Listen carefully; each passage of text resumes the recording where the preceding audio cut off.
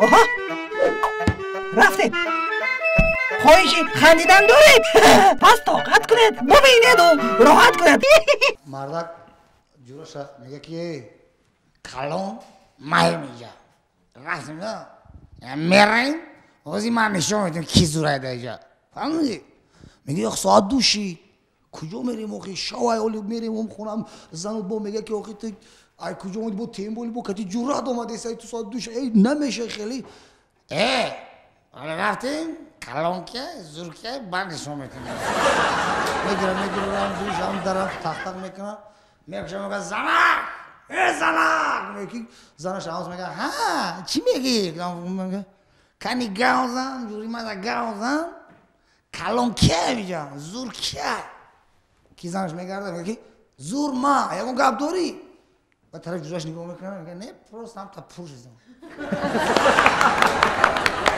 خیلی روی روز گویده کجا دروغ گفته یا جو برامج جای دیگه دعوت کردن بیمار گفتگی نمیخه شما و چی خیلیه من شما که یک صحبت آخه اکنون هم همینو کردیم من سر و کار میگیرم اگر در حالت خودشون راضی شدن خودشون گپ زدن اگر نه با من با پیوسته یادرس شدن زینور بانو به یک بار گفت که زنگ تلفن داشت خاطرتون باشه که من شما زنگ زده یک بار خاطرم نیست من دروغ محض گفتم من 2 مرتبه با این کس صحبت داشتم برای یک محفل انا حالا میگم نه در خاطرم نیست سلامت باشید الکی دروغ شما نخشید سلامت باشید یک 2-3 مرتبه برای ثبت تلویزیونی دعوت کرده بودن راست دیگه پگرداننده بعد یک لحظهش یک بارش در حقیقت بیمار بودم مرتبه دیگر در یک معرکه دیگر دعوت شدم گفتن که بیا من گفتم من ثبت دارم فلان بهمدان و گفتن که نه ما اینجا وای خیلی رایگان نیست اینجا مبلغ میتین بعد اینجا من رژیسور امید جان ضبط میکردن تاییگر بعضی زخم اکا ما هم نواره گرفتیم سوای کردیم هم من شما نگاه دارن با ما مجبور شدم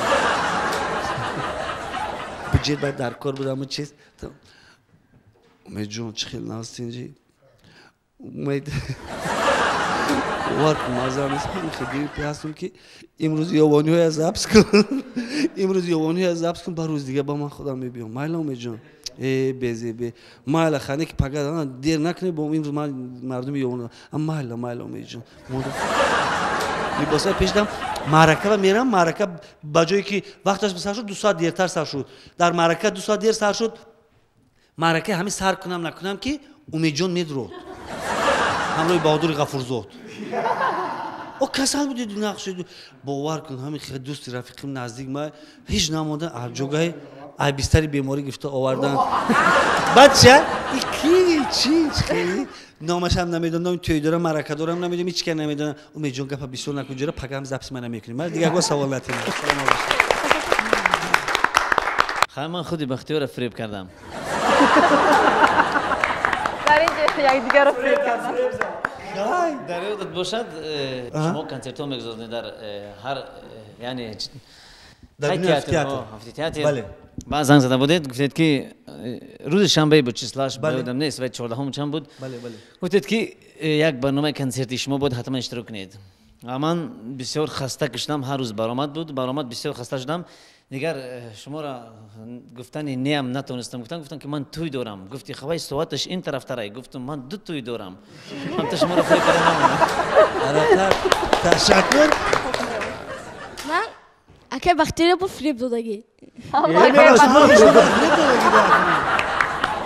من یک نفر فریب دادم شما خوش سنه 12 اپریل در سیرک دولتی یک کنسرت مونده بودیم برای تماشاگر بعد من زنگ زدن گفتن سیاوش شما کجا با گفتم من راغون با نکیش دوشنبه دادم شما کجا با گفتم من راغون با شما کجا رفتی من پگه کنسرت دارم تو خشبت پگم میبیام که گفتن که اگر خیره روز اگر نتونی اومدن نبیام دیگه وقتی پیش میجا گفتم نه ایشالله ما همیشه میتونیم پگه رحکی کرده میوه همون روز چرابینی اومد 1-2 ساعت پیش اومد من حیران شدم. بعد دیگر کلانای هنرمندا گفتم که برادرو این همین کودک قنداش از پدر و مادرش به رحمت که همون کیلومتر با راهو با رسیده آمد. شما در خونتون با دیر میکنید. نکش گبنی حال گوشوتی من بعد این میکشم. تشکر. مرحمت خیرات. جات تزک. او بالاتر. من یک دروغگو میگه که ما در خونمون یک گاو داریم. در خونمون یک گاو داریم. گاو سفید است. همین گاو سفید است. وقتی که میجوی شیشه شیرش سیاه است.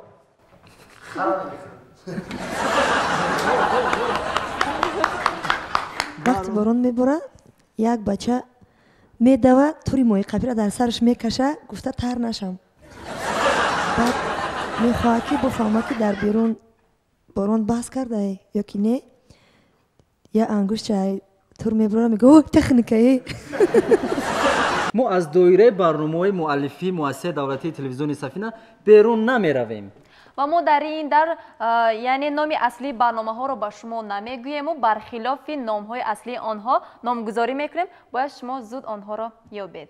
برای مثال سوال با اشتراکی رقم 1 برنامه با عنوان افسانه تاریخی از مؤسسه دولتی تلویزیون سفینه هر روز یک شنبه پخش میگردد. بگوید که نام اون برنامه شکل درستش چی است؟ نه برادر گپ زن خواندن در کار مکتبی بود یا فهم هستم خیلی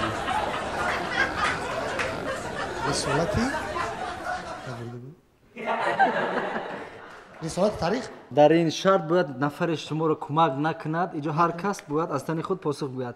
بله رساله تاریخی مؤلفش نور نصر هر یک شنبه از تلویزیون سفینه پیشکش بیننده میگردد. با اشتراکچی رقم 2 شکل درست این برنامه را یابید. در این دنیا پیدا نکرده ما با شما میگیم در این زمانه مؤلف رحمت الله کمال. سوال با اشتراکچی رقم 3 این برنامه در داخل آن همین استودیو ثبت می شود و هر هفته یک مرتبه آن هم پیشنهادی بیننده می گردد. آدم‌های زیاد جمع می شوند. نام برنامه خاموشی است. شکل درستی برنامه را مرحمت گویید. سکوت.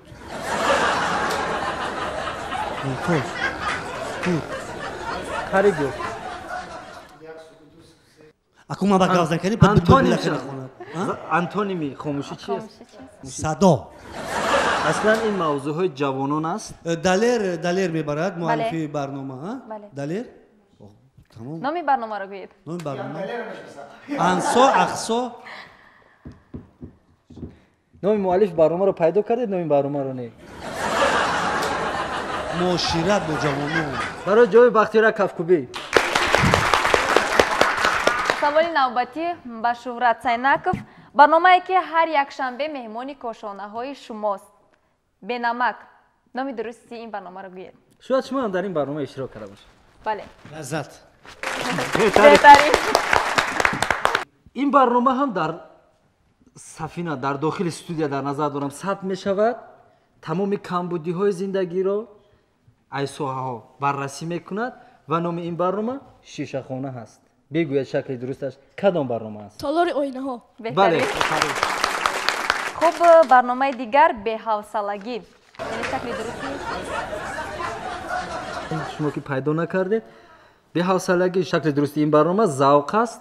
مؤلف فروخ صابرزاد این رو میبرد. سوال با اشتراکی رقم 7 برنامه از حیات سربازان هر هفته پیشکش بیننده میگردد. ارتش. بهترین.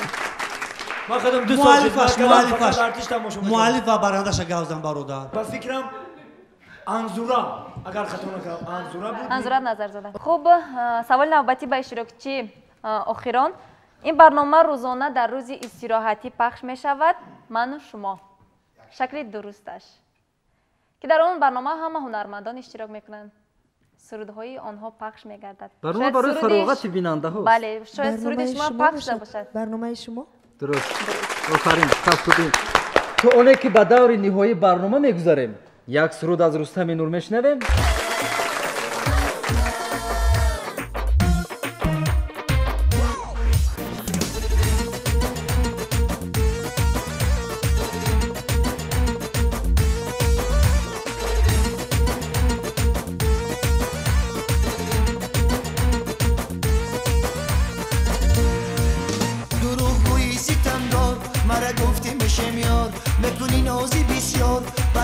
من چی در کار دروغ گویی ستمگار مرا گفتی میشه میاد میکنی نازی بیشاد برای من چی در کار چی کار کردی ستمگار بغم کردی گرفتار بغم کردی گرفتار چی کار کردی ستمگار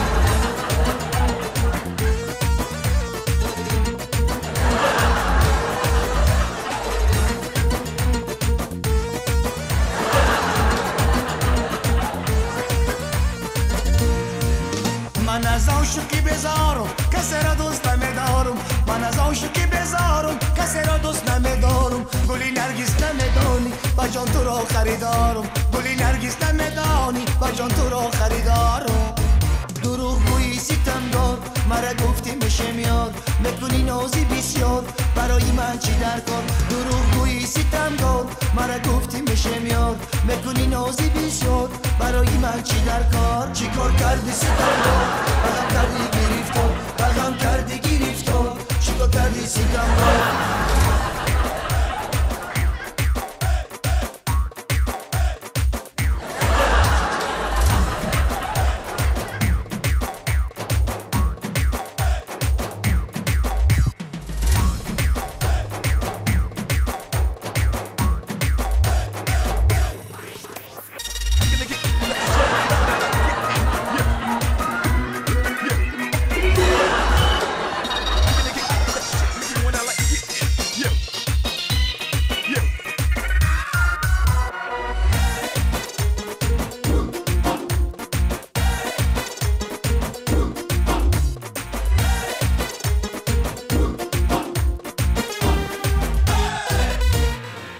بالا گشته تو بیگانه زیغم گشته تو دیوانه بالا گشته تو بیگانه زیغم گشته تو دیوانه بالا یار بالا یار بالا یار ستمگار بالا یار بالا یار بالا یار ستمگار دروغ گویی ستمگار مرا گفتی میشه میاد میکنی نازی بسیار برای من چی در کار دروغ گویی ستمگار مرا گفتی میشه میاد میکنی نازی بسیار